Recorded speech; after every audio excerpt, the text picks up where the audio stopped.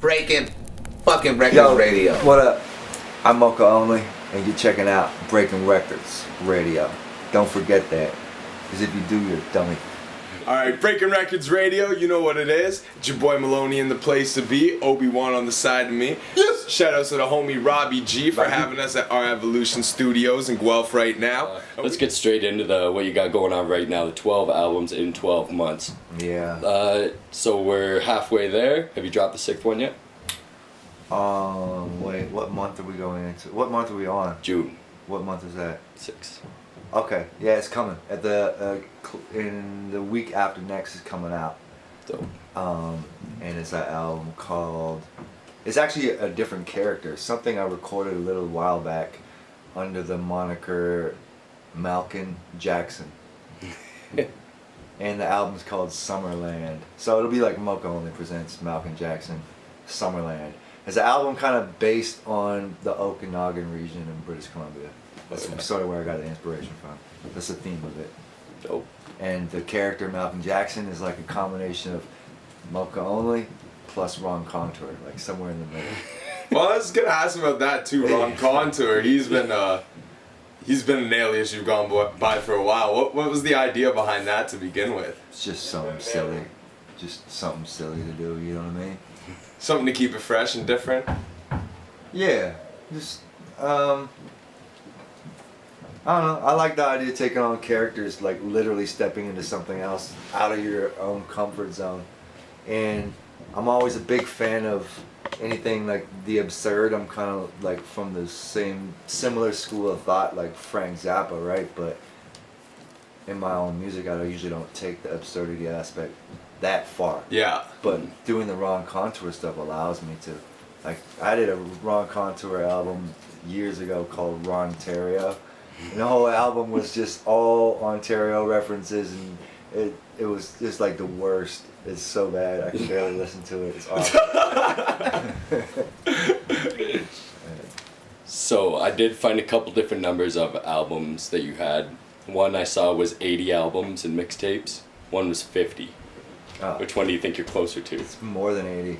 More than 80? Yeah, I think it's like 90 something. Well, I think I had 80 albums, mixtapes, and 15 EPs. Let's just say projects. Projects. I don't know. You know, I mean, honestly, Hard to keep track of that point, eh? I don't really I don't care, because I don't do that to try to be like a title holder. I just do it because I love doing this stuff. I just love it. I can't stop. It's all I ever think about. You know what I mean? Even when especially when I'm on the road, I'm just like, damn, I wish I had my equipment with me and I could make some music, but there's just simply not time or logistically like the space to bring. Cause I use like all old stuff, like you have to load like coal in the back, build up the pressure. Anyway, I got a coal-fired sampler. It's from 1952. It's like at the end of the coal era. It's called Chuff Chuff Boom Bap. Complimentary gas mask with it. Oh, you don't need a gas mask for it. I mean, it's steam powered. It's just like you have to override the chuffing sound. You know, it's the wheels turn. Anyway, that's ridiculous. All right, now, No. No. Yeah. Shit. All right, I read something you were quoted saying hip-hop doesn't pay enough attention to jazz anymore. Yeah, I think I said that like recently on like Twitter or something like that. So what are some of your biggest jazz influences? Well, what I was getting at is, okay, hip hop it's gone through so many trends, and now I think we're at the apex of trend hopping more than any other era in hip hop thus yet. But from the late 80s right through to like the mid 90s, maybe even further for some artists, jazz was like a real heavy component of inspiration and influence on a lot of artists. I mean, and it wasn't just like, and it wasn't just like the lighthearted stuff. It was like Mobb Deep used jazz, Black Moon used jazz, Public Enemy, like as many people as you can think of. Like jazz it's such a benchmark in American culture, you know what I mean? And it just seems like as the 90s were coming to an end, people just swept the jazz and soul influences under the rug, you know what I mean? It had a bit of a resurgence in the mid 2000s, but just everybody right now is just, they just want to do like trap shit. Yeah. What's your thoughts on all the new trap music and the sound and that hip hop's forming and taking? I don't really think it's anything that new, to be honest with you. Like, if you really want to, it's like what Cash Money was doing in the 90s and No Limit and me and Prevail were doing that in the early 90s. Doing the slow beats and rhyming like double time and stuff like that. Yeah. No, I was thinking about this recently because I've gotten like a couple debates with people about it. They're like, oh, you should be more open-minded. I am open-minded, man. I work with all different type of genres and stuff for my own music, and you know what I mean. But the only issue I really take up with it is everybody abandoning what they did just to jump on one thing and copy each other. I hate it. That kind of goes against what hip-hop was always special, because it was your own voice. It was something that came from your heart and soul, and when everybody just jumps on one bandwagon, it just seems so beat, and it seems like such a cop-out, like so tired, you know what I mean? No, I don't have a problem with the music itself. I mean, you know, I've even over the couple of years, I've done like a couple guest appearances that were on like straight up trap beats. Personally, I like beats around the mid 90s tempo because I want to flow. Yeah. I don't want to flow like double time. Like that's fun, and I used to do that, but I like to catch a flow. Like to me, it's like surfing. You know what I mean? Like riding the beat and making something from it. I don't want to just say like 4 things in a verse. Hey. Yeah, I don't know. It just seemed like ignorance is at such an all-time high, and that's what is pushed, and people are just unwittingly supporting poor attempts at hip-hop, and it's like a big joke. And for all the non-rap listeners, they look and watch what hip-hop is doing, and they see it, and it just makes hip-hop, and even more so black people, look like we lost our fucking minds. Oops. Oh yeah, go ahead. No, you can swear. Fuck Alright. yeah. Yeah, so, I mean, there's just many ways to look at it. Is it fun? Sure. I mean, people could have fun with it, but I do these shows all around North America, and there's a lot of trap openers. None of those guys even look like they're having fun. They're just screaming and yelling. You can't hear what it is. Yeah. It's just the same beat over and over again, man. I don't know. And with that being said, too, have you ever got a beat or a track from an artist for a collaboration that, you know, has been business related and they paid for it, to where you've got it and you've been like, yeah, I can't rock this. You got to send me something else? Or do you always give the artist? I'm up for the challenge. Yeah. Like I said, like I've been hit with a couple like trap beats that weren't really my flavor, but I'm like, if this is what you want. if then. this is what you want. First off, when somebody does that, it makes me think like, well, why do you want me? Like, I don't think you're familiar with the type. Do you listen to my shit? Like, but I can't be closed-minded like that, because maybe they want to hear me like try to step out of that. You know, I got a comfort zone, but we all do. I've been working on the music for so long for a purpose, to try to really find my lane and create something that I believe in. So I just want to stick to my guns. That's why you don't see me just jumping on like all the trap stuff. You know what I mean?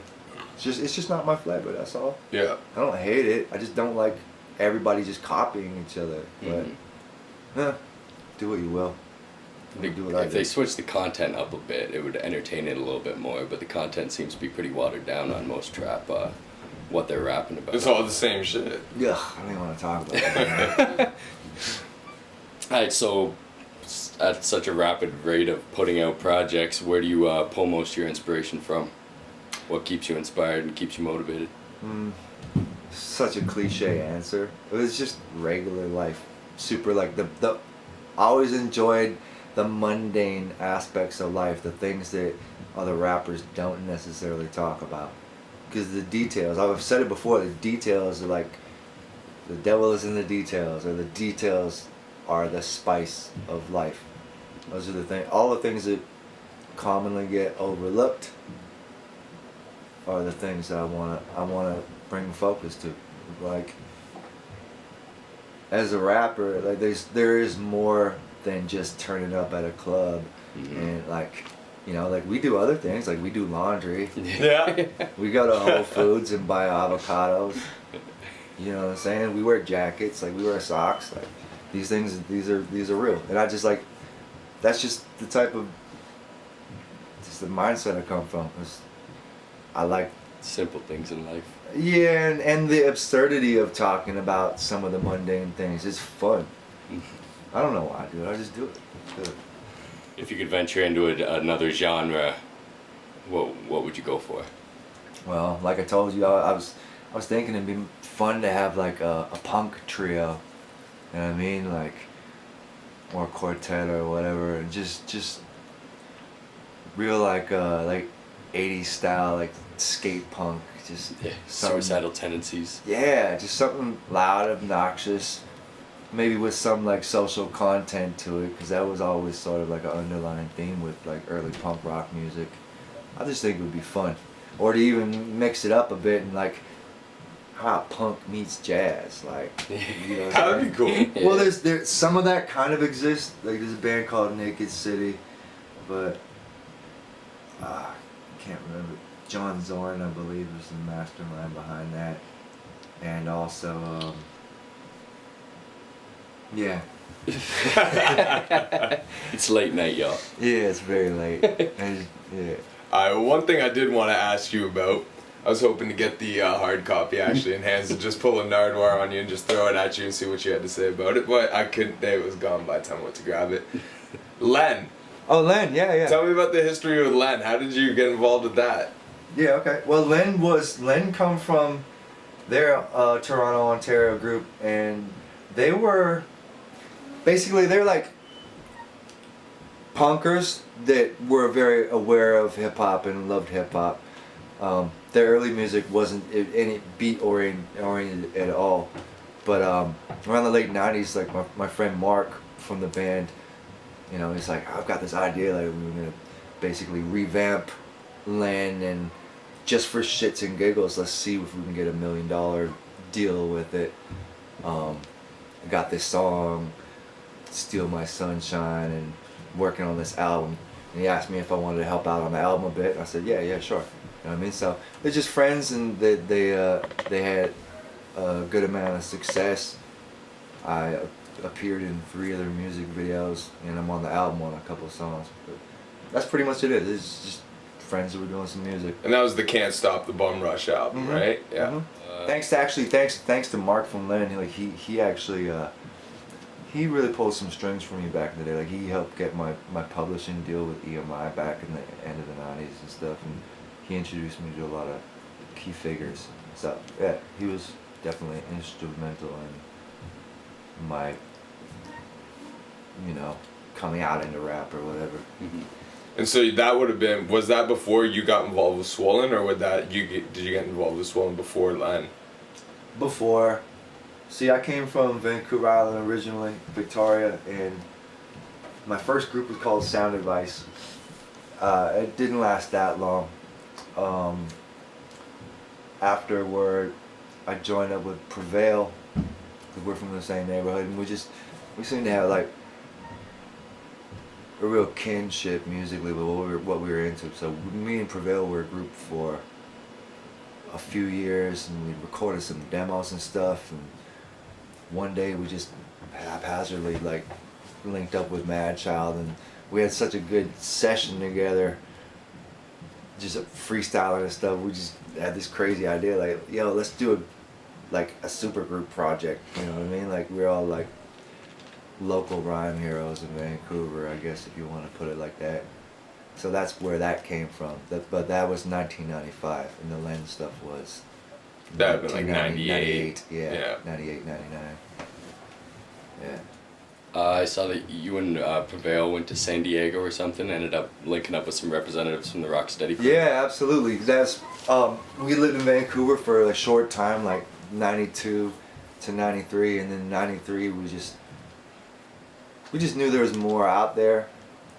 And you know, I've always loved California. I had gone several times before, even with my parents when I was like a little kid. So we just said, hey, let's choose a spot and go. And Prev suggested San Diego. And we literally like packed backpacks, copped some Amtrak tickets for really cheap, and we just bounced out that week. We didn't know where we were going. We like had nobody. There's no one we were in contact with. We literally just took a train to LA and then another train from LA to San Diego. And luckily on that train, the last leg of the trip into San Diego, we met this guy named Mike Pringle, who owned a hip-hop clothing store. And he had overheard me and Prev talking like, oh, what are we going to do? What are we going to do? And just a complete stranger. And the goodness of the hip-hop community, he let us stay at his work office that night, just gave us the keys, let us stay there, and told us we could drop the keys off at this location at his hip-hop shop the next day. And from then we just met people. It was crazy. Oh. We just ended up living there. And within 2 or 3 days we had a house to live in, courtesy of Quasar, who was a graffiti writer from Rocksteady Crew. And we met other key members of Rocksteady and Zulu Nation while we were there. Also my man Mr. Brady, who was also had later become a Battle Axe Warrior member of the musical component, the original Battle Axe Warriors, you know what I mean? But Mr. Brady, big up to Mr. Brady, he's from San Diego too, so he was one of the first MCs that we met in San Diego. Just taking a chance, you know what I mean? It's dope. And so ever since then, the beginning of the 90s, like, we've had a real, like, partnership with a lot of people in Southern California. We've always gone back and forth, sometimes living in California or both spots, just keeping it going, keeping it moving. You know what I mean? That's how we ended up teaming up with people like Dilla, the Funky Homo Sapien, or Souls of Mischief, AC Alone, Freestyle Fellowship, Abstract Root, all that. It's a long history. It's like detailed. Like one interview couldn't really like. Couldn't sum it up. Oh yeah, it's been such a ride, man. Like I feel so like blessed and fortunate when I think back, man. I got to see an era in hip hop which you don't really see anymore. Mm-hmm. As we touched on the trap era. Yeah. Well, it was like, keep in mind, like this is the early '90s. Like hip hop wasn't popular. Mm-hmm. People tried. There's a couple of people that tried to popularize it. There was, MC Hammer blew up, Vanilla Ice blew up, but the core hardcore hip hop didn't take those guys seriously, as history has noted. You know what I mean? Yeah. And the ironic thing about that is like Vanilla Ice is still making music, and actually now like I actually give him props because he loved music enough to continue even after his great fall. What does he want to keep doing? Music on the underground. So Yeah. it's just funny the way the world Put works. out that one heavy metal album in early 2000s, I think. But I'm just saying, like, going back, I was just so blessed to be part of like a scene that was budding and grew into something special, including like the battle scene, Oh, for sure. Well, and you mentioned there too that you met Abstract Rude through that. Can you tell me a little bit about this album here? Yeah. This classic. Man. This was kind of something that was in the making for a long time. We first hooked up with Abstract Rude in 1996. He came to do a show in Vancouver. My homeboy Dayby brought him up. Dayby was a big fan of his. And Dayby threw a show for him. Sunk his own personal money into it. And Abstract Rude and his boy Zulu came up to... Zulu was one of the dancers in Abstract Rude and Tribe Unique. Came up to rock the show in Vancouver, and they were staying at Dayby's house. And what do you know? The city that never gets snow actually got snowed in. Like severely, like 5 feet of snow. Oh wow. It was like Not a a little freak of nature occurrence. So they ended up getting trapped in Vancouver for like a week. But we built a great relationship out of that. We just hunkered down inside Dayby's house and just made songs, freestyled, and like really built a bond. Always kept in contact after that. So whenever I go to California, you know, I could stay at Ab's house in South Central LA, and vice versa whenever you want to come up. But I remember him, like, he was always talking about Codename Scorpion in like several songs before we even talked about making like a group effort. I did a single with Abstract Rude in 1990, the end of 98 we recorded. It was called Rolling Along. It didn't come out till 2000. But yeah, I even said it. I said Codename Scorpion to get that ball rolling, right? I remember I said that on that song. So in the springtime of 2000, we just decided it was the right time. Like, we had Matt had Battle Axe Records up and running, so he gave us opportunity, put us in the studio for like 4 days, and just banged it out. You know what I mean? So you always did that in 4 days? Yeah. Oh, crazy. We always wanted to do a follow up. It's just like. That's actually what I was gonna ask. Yeah. We came so close to it. Like, literally, we did record 2 brand new Codename Scorpion songs like maybe 3 years ago, and it just got held up with a lot of like nonsense and all of our own nonsense, you know. I mean, just miscommunication and stuff. Like, we're all grown men. Sometimes it's hard for like to do anything of a group nature when you've already got your own number one things to look out for, you know what I mean? Who knows? Maybe it'll happen someday. I want it to. I love Ab, and you know, I love Prevail, man. So the 2 joints that you guys did for the follow-up, did they ever see the light of day, or are they just unreleased joints? Nah, they weren't even like properly mixed. Yeah. I produced one of the joints, and Rob the Viking produced the other one. What's that? One of them was called Propane, and I don't remember the title of the other one. Propane was dope though. Nah. And then when it became clear that it wasn't going to work out for the Codename Scorpion thing, me and Prev, we decided we'd take another stab at just being a duo. Doing like some duo stuff in between his Swollen Members work, you know what I mean? So we took that Propane song and rewrote it, and with the plan that we'd finally do a Split Sphere album, because our group was called Split Sphere originally. And then that fell apart, so I don't know. It's hard to say, man. It's just some shit just doesn't work out. You know what I mean? Conflicting schedules. From the outside looking in, it seems like Prevail's the kind of dude that, like, it seems like he really, like, there's like few people that really get him going. It's like Matt and maybe Neff. Like, I mean, aside from those, I don't see him. You know what I mean? Like, he had the one album he was supposed to be putting out, like the solo album, and that didn't come out for a few years still. And he wasn't even talking to us about it when. I don't know. It just seems like he needs like a motivator, almost, just from the outside looking in. Like, I mean, I still want to do the project with him. You know what I mean? I think it'd be awesome, man. And it probably will happen, one way or another. Because I was with him and Neff recently, and Neff was totally on him. He's bugging him. He's like, "You Moka gotta do this shit." You know what I mean? Big up to Alpha Omega, by the way. Like, I'm really happy for both of them, but particularly for Prev, because we've done some shows together out west, and I see him like a renewed love of hip hop, and he's doing exactly what he wants to do. It's like he's, you know, like, I don't know.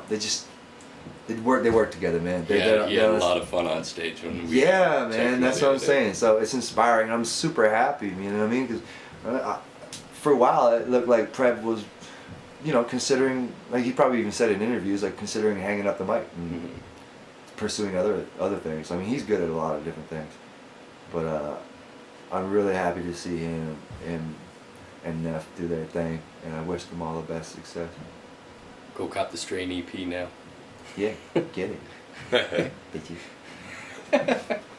Alright, so let's talk a little bit about the Dilla joint. How'd that come about? I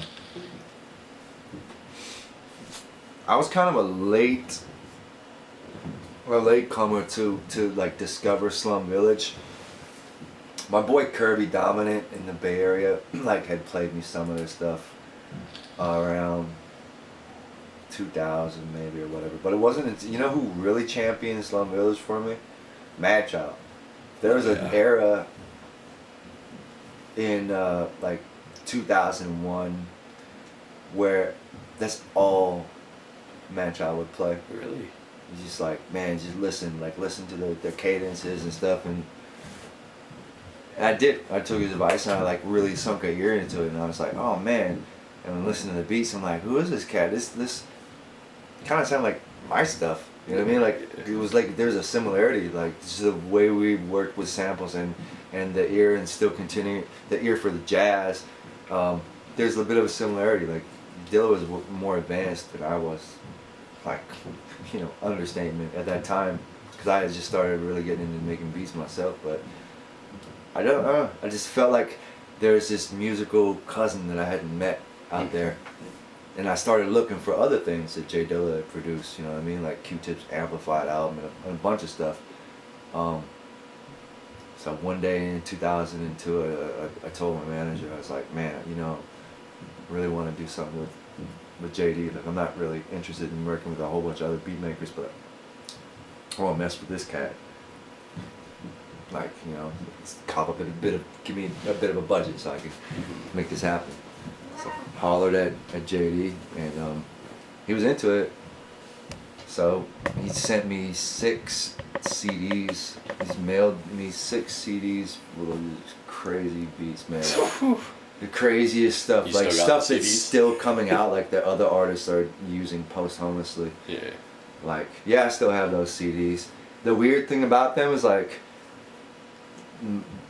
I think only one of them might still be playable. They self-destructed literally over time. These CDs self-destruct. I've never seen a compact disc destroy itself. I'm serious. They like burn holes and patches, and, like the weirdest shit. Like That's insane. like as if you had like a stash of like CDRs that were made To burn. self-destruct. I don't know. Dead serious. So yeah, he sent me all these CDs. Pick a joint or pick, you know, whatever, you know, we can work out financially and shit. And it was a hard time, like trying to decide what to go with. But I went with this one and ended up writing to it, call it One Time. It's funny, I didn't even actually get the song out until like 2005. Yeah. You know what I mean? But from what I know, Dilla liked the song, and yeah, it's pretty crazy. It's like a full circle thing, because like now I ended up like developing a relationship with Dilla's younger brother, Illa J, and we've just done a lot of work. He's been on a number of my albums, and I jumped on like, I think I'm on 5 or 6 songs on his most recent album. So You guys were on tour together. yeah, last like, couple of years. yeah. Like, it's crazy, man. It's a small world. Hurt your head thinking back. No, it doesn't. Well, kind of in a way. So it's much just- history. Yeah, I wish I could do it all over again. For sure. You know what I mean? Like, I hold so much faith that we're gonna see another era like that in hip hop, like the early '90s or the early 2000s, where it seemed like a lot of people really cared. The fans were there. There's a lot of fans. They were passionate about the music, and the artists cared about putting out good product, like stuff that you can put your mind into, or just grooves, and you know, basically like continuing the tradition of what people call real hip hop. You know what I mean? People call it that. People call it that for a reason, because it follows like a certain guidelines that we set up ourselves. Like, we used to police ourselves. Hip hop used to police itself. You couldn't be whack and rhyme. You know, they're gatekeepers. There are people that like, okay, you could maybe get in. You're dope. You're dope. Fuck you. You're not getting in. Like, that doesn't really exist A screening anymore. process. This is, yeah, a screening process. Radio DJs, club DJs. Like, a club DJ wouldn't even let like a guy get on an open mic. If you're whack, Here's the funny thing: if you were a terrible rhymer in the '90s, you actually risked getting beat down. That's how it was when people were passionate about this You need to music. bring that back. I see people rapping whack all night in places now, man. Nobody doing that.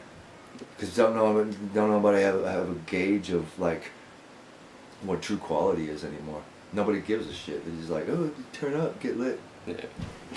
Yeah, a lot of people are so PC nowadays. They fucking fear. That's another thing. Everybody's scared to be labeled a hater. Yeah. Don't be so scared. Like this is a one-shot deal, man. You're gonna be dead before you know it. So You have an opinion, you give it. yeah. Care about things. Yeah. What else are you gonna do with an opinion? Yeah, Exactly. man. I don't know. That's kind of a rant. I don't even know where that's going with that. So we got some pretty crazy tour stories so far. Specifically, Jay Brew is the top of the fucking chart there. Incredible tour story. What is your craziest tour experience? Damn. I really don't think about that very much. My tour is like, you know what I mean? Like, I don't drink, I don't do drugs. Like, it's pretty mellow, like grandpa type too. You know, I try to do a good show, do my best I can. I stay sober in the show because I want to be present. I want to be in the moment. I want to remember it. You know what I mean? Usually go grab some food afterwards and go to sleep. You know what I mean? Some quesadilla. Hell yeah. I mean, there's a lot. One time, me and Robbie G were on tour. We were doing a Canadian leg in the wintertime, man. And we got stuck in the craziest snowstorm between Calgary, Alberta, and like Regina, Saskatchewan. It was so bad. At one point, we were crawling along like 15 miles an hour. Cars in ditches, left and right, one after that. We're counting them. I don't know how many, like, we counted like 50 or something in like a certain stretch. Like, it was crazy, man. From that point, I was really careful to watch out what time of year and where I book things. Basically said never again. Like, it was so sketchy. Like, literally, like a lot of sideways slides. Like, I don't know. I've been the most crazy stuff I've been through has been weather and road related. Like, a lot of near-death experiences. Canada Like, weather. too many. And just other weird things, like in a stop in the middle of the mountains somewhere and I have to get out and pee on the side of the road. It's like 2 a.m. and you get out and it's like 3,000 coyotes howling and like just crazy stuff, man. This goes back to what I was talking about before, like the little details. Those are the things that mean a lot to me. It might be like a certain show, a certain type of like a good vibe I got from a certain crowd, or some good place I ate, or some shitty place I ate. You know what I mean? I don't know. I'm not really the one to look to for like crazy stuff. It's like, how can I be a doctor if I'm the one suffering? You know? It's weird. And maybe the patients do the teaching. Yeah, and I try to keep it. I don't know. I think everybody, the most of Cat's crazy tour stories stems from the fact that they're inebriated.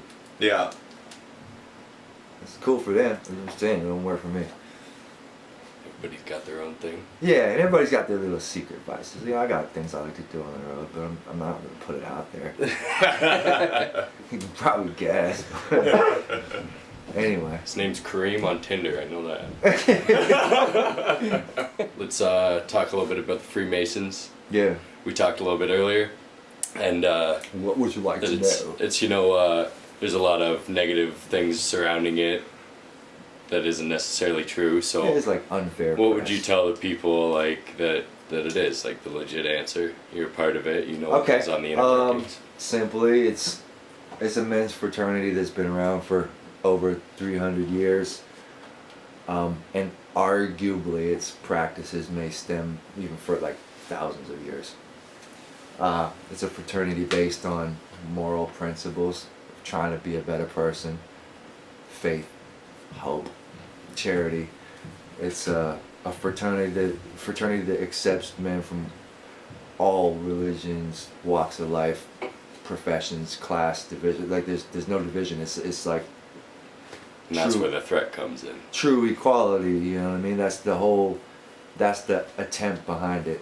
is that if you can get men together from different walks of life, different ages, different races, and see their similarities in a safe environment, then and have a good meeting and followed by a good dinner, then the higher the chances they'll go out into the world and take that same sentiment with them in their everyday interactions with other people. It just makes the world feel smaller. You know, it's a noble intent. It's kind of like Boy Scouts for men. You know what I mean? So it's a brotherhood. It's a brotherhood. You guys rely on each other, and for sure. There's charitable aspects to it, but it's not a charity organization. There's other organizations that do a better job, for like the Lions Club or Kiwanis. Those are charity based organizations. Freemasonry is to make men better. Where else in life could I find, like in a lodge meeting, like, you know, like, guy, like, this guy's Muslim, this guy's Jewish, and this guy doesn't really follow any particular faith, and this guy makes paper bags for a living, this guy's a doctor, this guy rides a skateboard and doesn't even have a job, but everybody gets along and understands the what it is to feel like humility and to be to try to achieve betterness within yourself. You know what I mean? yeah. So where along the way do you think it started picking up these negative connotations? Pretty much since its inception, like 300 years ago. In a time where religion, you know, dominated certain parts of westernized culture. A lot of times, quite honestly, the church didn't like the idea of guys from different faiths, different like ideologies sitting together and with opening their minds, you know what I mean? Yeah. It's a scary thing to the government and the higher ups. And That's mainly what it, like, what are these guys doing in a private meeting? But like, there's always been there's town hall meetings that are private. Exactly. Rich people get together. Yeah. Yeah, there's a lot of that. Some people took it a step further and intentionally put out propaganda, like anti-Masonic propaganda, and you know, whether it was a lark or a joke or whatever, these things took hold and people just ran with it. I say overall though, I mean, most people don't even think of Freemasons. I've met a lot of people that don't even know what a Freemason is. I mean, there's other groups that have like similar intentions, you know what I mean? There's like the Elks Lodge or Odd Fellows. They're kind of patterned after Freemasonry. Anyway, it's a way for a man to just try to find more meaning in his life. But it's not the only way. I mean, there's lots of other ways, like, you know, for some people it's yoga. For sure. Or for some people it is church. Or some people it's weed. You know what I mean? There's many ways to like get to the center of yourself. But I like Freemasonry. The funny thing is the reason the original reason why I joined is because I used to be kind of like one of those conspiracy guys. Yeah. And I started reading, trying to find out more about Freemasonry. What is it? What are these guys all about? The more I read, the more I actually became interested. Like, this doesn't seem bad. This seems kind of cool. And it turned out I found out that one of my good friends, like I had become friends with, was a Freemason, and I had no idea. I said, hey, get me an application. I really want to join. I've really been thinking about it for a long time. I bugged him, and he finally got me an application. And I joined, and it's been like 5 years now. Is that all it takes to join? You just fill out an application and apply, or is there a process for it? You have to be referred by somebody, right? No. No? Well, yeah, kind of. Yeah. I mean, if you know, you're a non-Mason and you have a friend that's a Freemason, yeah, ask him for an application. You know what I mean? It's like nobody's going to ask you to become a Freemason. It doesn't work that way. It's got to be something you want for yourself. You won't see him outside the liquor store trying to get you. No, Masons don't solicit. Oh no. And like I can't stress it enough. Freemasons are regular guys. They're like your dad, you're the guy that works for the tow truck company. Actually, no, probably there's no tow truck guys. Those guys are evil. No, what I'm just saying is like it's like regular dudes. Like I'm a skater who raps for a living. Yeah.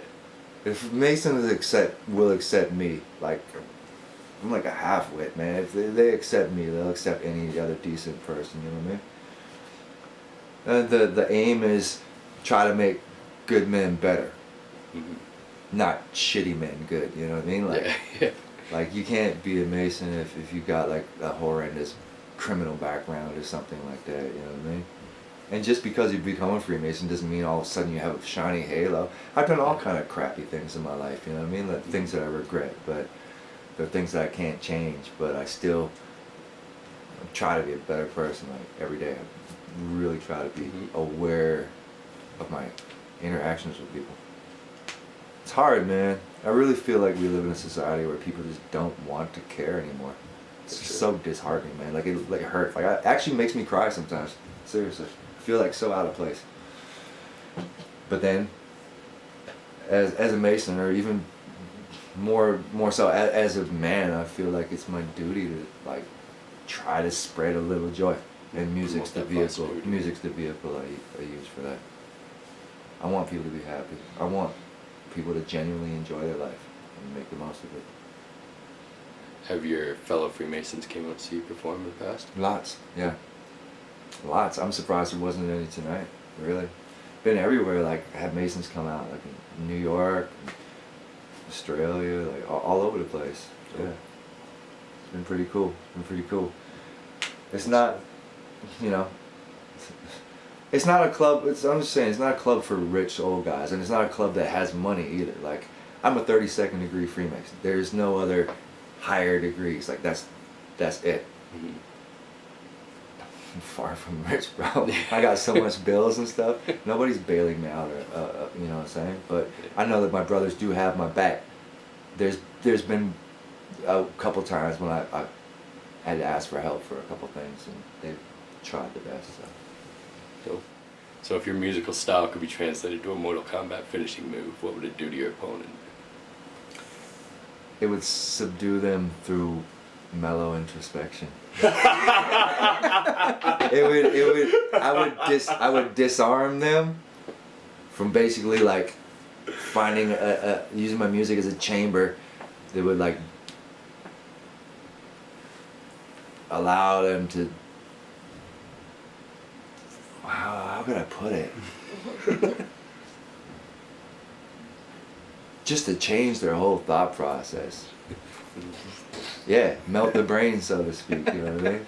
I don't know. Rainbows dripping out their ears. Not rainbows necessarily, but like some tie-dye colors. I'm not like a violent individual. You know what I mean? Like, you know, I'm not a pussy either. But I really, I stand up for the people that are trying to make the world a better place. Dope. There ain't nothing soft about that, man. Definitely. One life to live. It's a harder task than being negative is. Hell yeah. Breaking fucking Wreckords Radio.